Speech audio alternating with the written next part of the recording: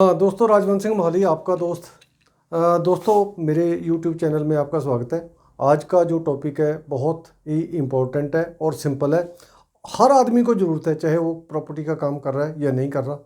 जो जिसके पास land holding है, जो किसान है, उनके लिए भी बहुत महत्वपूर्ण है। और जो प्रॉपर्टी का काम करना चाहते हैं या सीख रहे हैं, उनके लिए भी अति महत्वपूर्ण है। तो दोस्तों, इसमें मैंने क्या किया, आज 1 एकड़ को पंजाब और हरियाणा के मेजरमेंट यूनिट में आपको कन्वर्ट करके बताया है।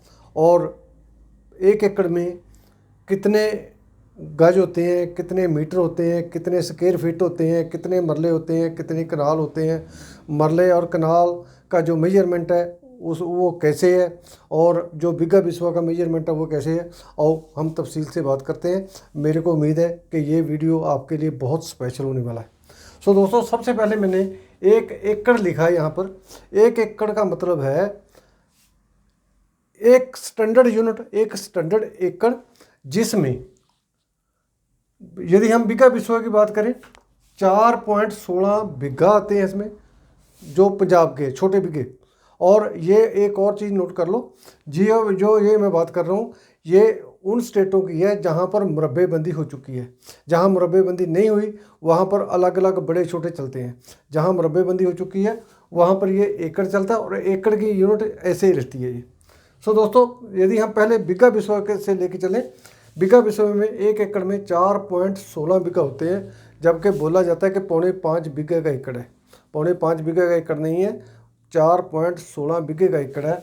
और 1 एकड़ में 96 बिस्वास होते हैं, 96 बिस्वा, और इसी में 1920.6 बिस्वासी होती है।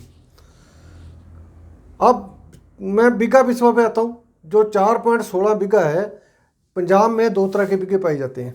एक कच्चा बीघा, ये मैंने कच्चा बीघा लिखा है, और ये पक्का बीघा लिखा है। 1008.33 स्क्वायर यार्ड का कच्चा बीघा होता है, और 3025 स्क्वायर यार्ड का पक्का बीघा होता है। बहुत मतलब जो प्रॉपर्टी के जानकार हैं या मतलब रेवेन्यू डिपार्टमेंट के भी जानकार हैं, और मेरा ख्याल है उनको भी, कुछ लोग ऐसे हैं जिनको ये कच्चा बीघा और पक्का बीघा का पंजाब में नहीं पता। ये लुधियाना में है, और सरहंद के फतेहगढ़ साहब के सरहंद स्टेशन के ऊपर ये मतलब पक्का बीघा भी पाया जाता है।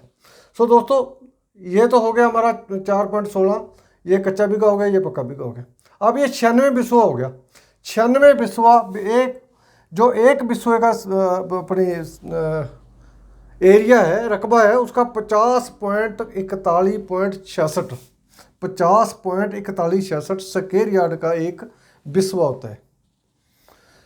और आगे फिर 1920 बिस्वासी होती है। एक बिस्वासी 2.5 गज से ज़्यादा होती है। अब मैंने यहाँ और क्लियर किया है, 1 बीघा इज इक्वल टू 20 बिस्वा, और 1 बिस्वा इज इक्वल टू 20 बिस्वासी। अब धारणा ये बनी हुई है कि जो एक बिस्वा है वो 50 गज का होता है। दोस्तों, यदि ये 50 गज का हो तो हम 96 को 50 से मल्टीप्लाई करें तो 4840 गज नहीं बनता, 4800 गज बनता है। एग्जैक्ट फिगर निकालने के लिए हमें जो बिस्वा का है 50.4160 को 96 से मल्टीप्लाई करेंगे, तब जाके हमारा ये इतना 4840 स्क्वायर यार्ड होगा। ठीक है दोस्तों। और एक बात और मैं बताता हूँ, पंजाब में 2 तरह के नहीं बल्कि 3 तरह के मतलब एकड़ जो पाए जाते हैं। एक तो स्टैंडर्ड एकड़ है, एक छोटा किला बोलते हैं जिसको, एक बड़ा किला बोलते हैं।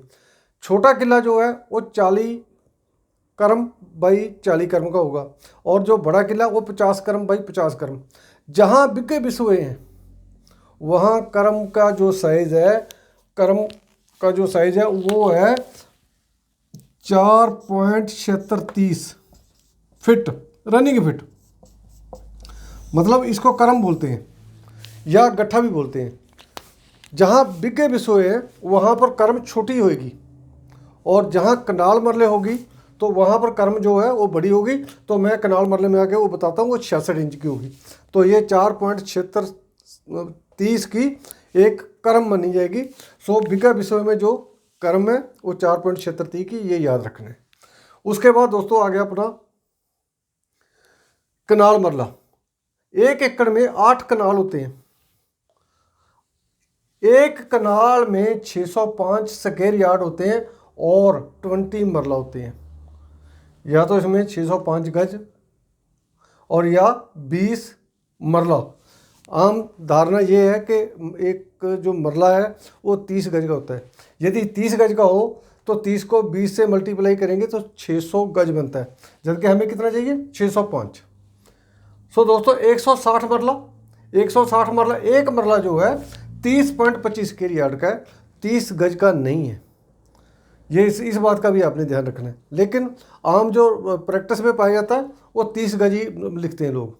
यदि तो थोड़ी प्रॉपर्टी हो तो ठीक है, यदि महंगी प्रॉपर्टी हो तो वहाँ पर हमें जाके ये थोड़ा नुकसान कर सकती है, इसलिए हमने 30.25 गज को ही बेस मानना है। उसके बाद जो सरसाई है 1440.5 सरसाई है। एक सरसाई में 3.36 स्क्वायर यार्ड होते हैं। और आगे फिर मैंने यहाँ क्लियर किया, एक कनाल में 20 मरला होते हैं और एक मरला में 9 सरसाई होती है। यदि 9 को 3.36 से मल्टीप्लाई करेंगे तो ये एरिया हमारा 30.25 एक मरले का निकल जाएगा। अगले वाला क्या है, 4840 स्क्वायर यार्ड है, 4048.32 स्क्वायर मीटर होते हैं एकड़ में और 43,560 स्क्वायर फीट होते हैं एकड़ में। दोस्तों इस बात का बहुत ध्यान रखना है, ये बहुत काम आने वाली चीज़ है। जो लोग फर्द जमाबंदी नहीं पढ़ पाते उनको यही प्रॉब्लम है कि उनको ये यूनिट नहीं याद होते। अगर आप मेरी बात मान के एक दिन लगा के ये मेजरमेंट यूनिट याद कर लोगे तो आप फर्द जमाबंदी जो है वो पढ़ना बड़े आसानी से सीख जाओगे। दोस्तों सबसे आगे फिर मैंने इसमें क्या बताया, एक और यूनिट हमने इसमें ध्यान रखना है, क्योंकि लोगों को स्क्वायर फीट का नहीं पता लगता। जब कोई हमारी नाप नपाई होती है कि कितने गज का प्लॉट है या कितने मीटर का प्लॉट है, तो जब हम उनको कन्वर्ट करना है उसमें स्क्वायर फीट में तो तब जाके हमें कन्फ्यूजन हो जाती है। दोस्तों 1 yard is equal to 9 square feet. 1 square yard is equal to 9 square feet और 1 square metre is equal to 10.76 square feet. यदि आपने मीटरों के स्क्वायर फीट बनाने हैं तो 10.76 से उसको आपको डिवाइड करना पड़ेगा, और यदि स्क्वायर यार्ड का आपने स्क्वायर फीट बनाने हैं तो 9 से तकसीम करनी पड़ेगी। सो दोस्तों ये बड़ा सिंपल है, और यदि ये आपको समझ आ जाता है तो आपको फर्द जमाबंदी की नॉलेज लेनी बहुत आसान हो जाएगी। एक चीज़ और इसमें नोट कर लो, जहाँ कनाल मरला आता है वहाँ जो हमारी कर्म है उसको, क्योंकि 36-40 का बोलते हैं, 36 कर्म एक तरफ और 40 कर्म एक तरफ, कर्म का साइज जो है 66 इंच का बन जाता है। और 66 इंच का मतलब है 5.5 फुट। ये 66 इंच और 66 इंच और 5.5 फुट, ये ध्यान रखना है। कनाल मरला में 66 इंच है कनाल मरला में, और बिगा बिस्वा में 4.36 स्क्वायर फीट है। सो दोस्तों यदि ये मेजरमेंट यूनिट आपको याद हो जाते हैं तो आपका जो कॉन्फिडेंस लेवल है वो बहुत ज़्यादा ऊपर हो जाएगा। क्योंकि हमें नॉलेज नहीं होती, हम पटवारी के पास जाते हैं, पटवारी हमें फ़र्द निकाल के देता है, जमाबंदी निकाल के देता है, जो लिख के दे देता है वो हम लेके आ जाते हैं, क्योंकि हमें पता ही नहीं हमने क्वेश्चन क्या करना है उसके साथ।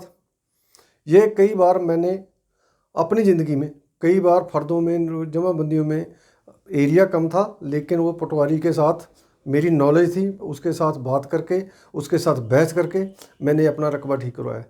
एक बार तो मेरे को 10 लाख रुपए की चपत लग जानी थी यदि मेरे को ये नॉलेज ना होती। सो दोस्तों जिन दोस्तों ने चैनल सब्सक्राइब नहीं किया वो सब्सक्राइब कर लो, वीडियो अच्छी लगे इसको शेयर कर दो, लाइक कर लो, और हाँ वो घंटी वाला बटन दबाना मत भूलना। वीडियो अच्छी लगे तो शेयर कर देना, और कोई आपका क्वेश्चन है तो कमेंट बॉक्स में आ जाओ। अगली वीडियो में जो बनाऊंगा वो फ़र्द जमाबंदी कैसे पढ़नी है, कैसे किसी शेयर होल्डर के हिस्से हमने हिस्सा निकालना है कि उसकी ज़मीन कितनी पड़ती है।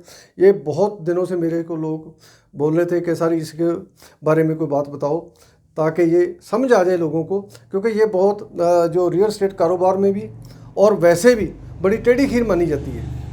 मैं मोहाली में, हम तो मेरा ख्याल 300 400 500 प्रॉपर्टी का काम करने वाले आदमी हैं। मेरा ख्याल है, मेरे को नहीं लगता वहाँ यहाँ 2% से ज़्यादा 3% से ज़्यादा किसी आदमी को इस सब्जेक्ट की नॉलेज हो। ये मेरे को कैसे नॉलेज होगी, क्योंकि मैंने शुरू से ज़मीनों में काम किया और ज़मीनों का काम धीरे धीरे सीखना शुरू किया। मैंने किताब लिखी, जब किताब लिखी तब मेरे को ये टॉपिक डालना था उसमें।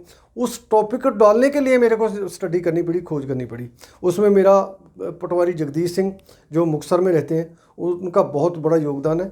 उन्होंने बहुत ज़्यादा मेरे को समझाया, प्यार से समझाया। मेरे को जो बातें मेरे को नहीं समझ आती थी बार बार बताते थे ताकि मेरे खाने में पड़ जाए।